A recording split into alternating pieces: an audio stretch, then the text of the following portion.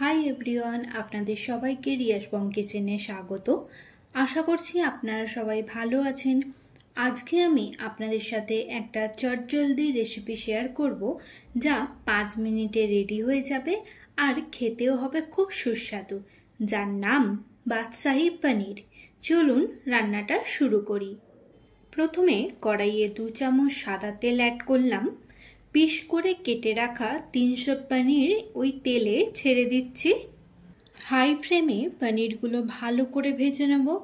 এক পিঠ হয়ে গেলে অপর পিঠও ভালো করে ভাজতে হবে। পনিরগুলো বেশি লাল করব না, নইলে পনিরগুলো শক্ত হয়ে যাবে। পনিরগুলো ভাজা হয়ে গেছে, তাই এবার তুলে নিচ্ছি। একটা বাটিতে নুন জল করে তার মধ্যে রেখেছি, যাতে পনিরগুলো নরম থাকে। এবার ওই তেলেই লম্বা করে কেটে রাখা গাজরগুলো অ্যাড করলাম। একসাথে ক্যাপসিকামগুলো দিয়ে দিলাম।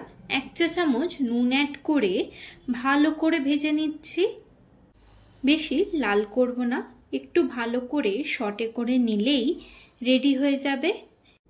ভাজা হয়ে গেছে, এবার আমি তুলে নিচ্ছি। ওই তেলে 2টো শুকনো লঙ্কা, একটা এলাচ, দারচিনি, লবঙ্গ, গোটা গোলমরিচ ফোড়ন দিলাম। ফোড়ন থেকে একটা ভালো স্মেল ছেড়েছে, তাই এবার 2টো পেঁয়াজ বাটা অ্যাড করলাম। তেলে পেঁয়াজটা ভালো করে মিক্স করে নিয়ে 1/2 চামচ নুন অ্যাড করলাম।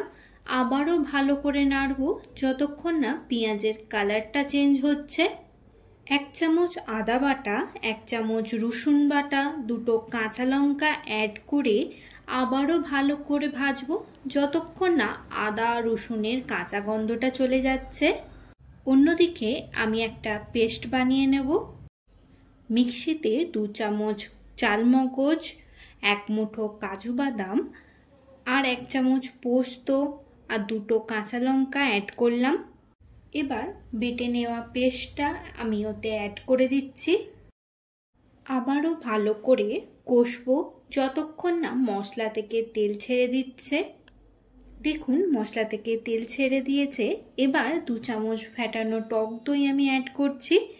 লো আছে ভালো করে মিক্সড করতে হবে, নইলে টক দইটা কেটে যাওয়ার চান্স থাকে। 1 মিনিট ধরে মশলাটা ভালো করে মিক্স করে নেব। আমি একটু বেশি ঝাল খাই, তাই এখানে আরও 3টে কাঁচা লঙ্কা অ্যাড করলাম। আপনারা চাইলে নাও দিতে পারেন। টেস্টটা ব্যালেন্সের জন্য 1 চামচ চিনি অ্যাড করলাম। আবারও ভালো করে মিক্স করে নিচ্ছি। এবার ভেজে রাখা গাজর, ক্যাপসিকাম আর পনিরগুলো অ্যাড করলাম। পনিরের জলটা ফেলে দেব না, ওইটাও অ্যাড করে দিচ্ছি। এরপর ভালো করে মিক্স করে নিয়ে 5 মিনিট লো আঁচে চাপা দিয়ে রান্না করব। 5 মিনিট পর চাপা খুলে 1 চামচ কসুরি মেথি অ্যাড করলাম। আবারও ভালো করে মিক্স করে নিলেই রেডি রেস্টুরেন্ট স্টাইলের শাহী পনির বা বাদশাহী পনির। গরম রুটি বা নানের সাথে সার্ভ করুন, দেখবেন একদম জমে গেছে।